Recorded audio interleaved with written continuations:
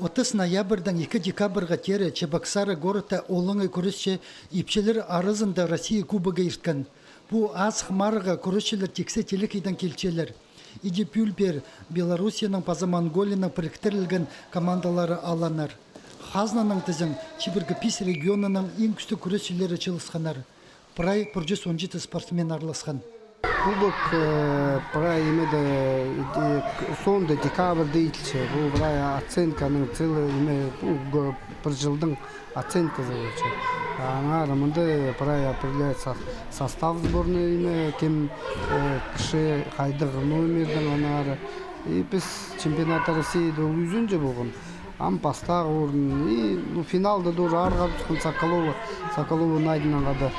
Улуг марыгыларда 50 килограмм көдірімді Мария Тюмерекованың хады, Алена Сачакова, Надежда Саражакова пазы амды қызылжыр үшін күрес жеткен Елена Вострикова күсінісшалар. Прай олар біздің күрес школасының кізлері полчалар.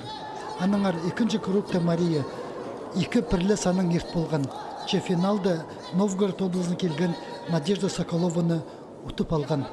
Я 50 килограммды, по-моему, самый көп казанда болған.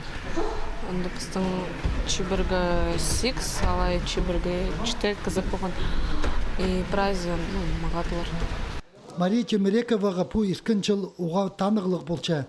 Январь айда ол Қызылжардағы марығды пастағызына позын ипчілер арызында сынып көрген. Сахандық 2-ші орынға четкен. Олыңай күресче читерінің біріктірілген командасына кірпірген. Турцияда чоныр арызындағы марығын ұтқан.